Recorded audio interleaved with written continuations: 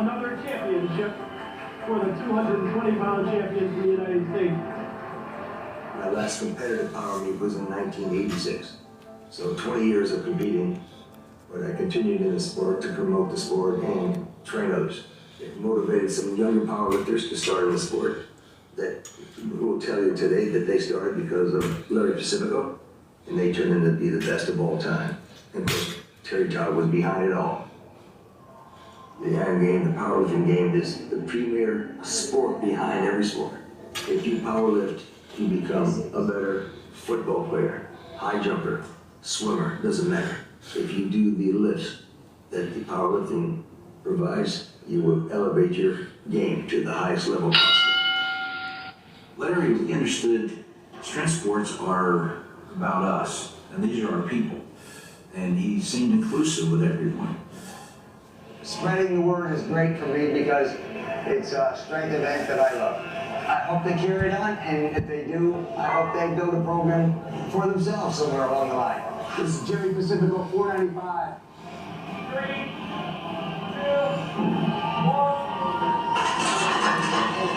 1. Nice, Jerry. Terry Todd was a big, lovable, father-type guy, able to convince you that you can do anything. And that's what, in my mind, father does. And also the best friend I ever had.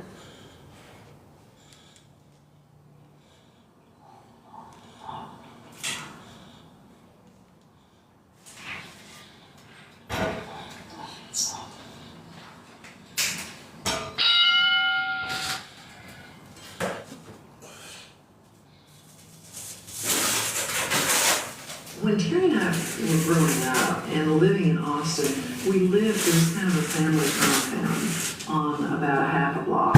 We were really in the bosom of the family. I remember one day we were in the backyard, and this was in Terry's chubby days, I think, and they'd been doing chin-ups at junior high, and he was not able to do very many chin-ups, if any. And I think he was a little embarrassed by this. And Mother said, well, I could do chin-ups when I was a kid. And he said, no, you couldn't. Girls don't do chin-ups. And there was a tree branch kind of right in front of us, where I remember very vividly. She reached up and she turned her hands around and did about 4 chin-ups, just dead on. You know, and you could see her biceps. And Terry was blown completely away. And I think, I don't know, that kind of strength was impressive to him.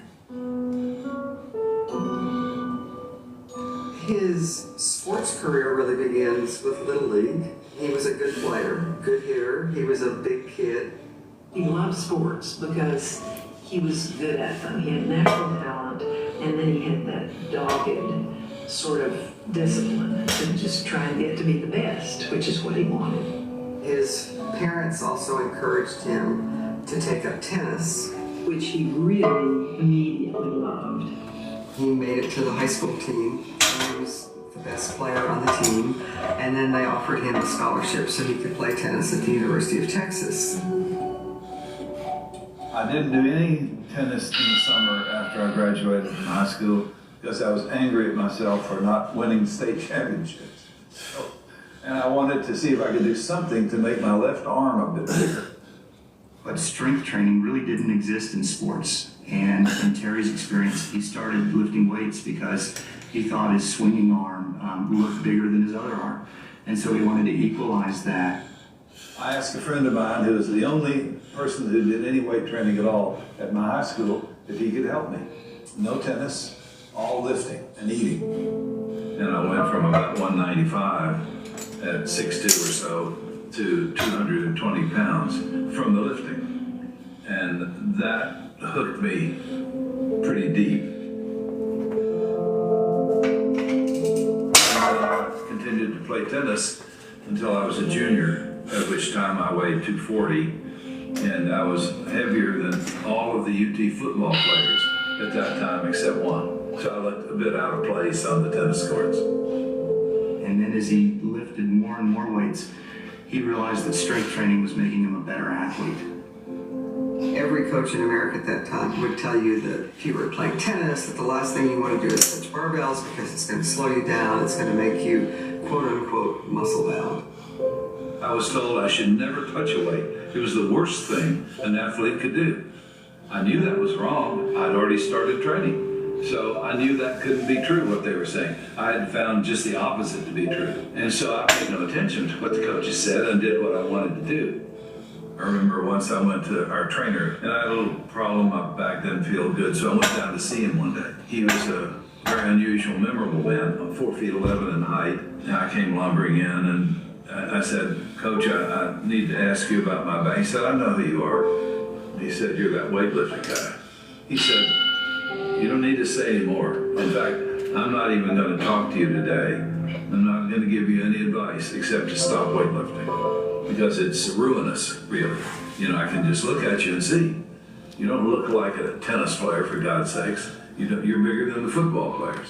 So I meekly crept out backwards out of the door, hoping I'd get out alive. What Terry was finding personally was that he could run faster. He had more control of his serve. He could serve harder. Clearly, it's easy to see if you do it that it does not make you muscle bound. I could jump higher when I weighed 340 than I could when I weighed 195. So this made me a believer. Most athletes who work with coaches, especially in that era, it's a one-dimensional relationship where the coach is what the coach says you do. And Terry had the bravery to say, no, I think this way is better. And he stuck with it and then made an athletic career out of it.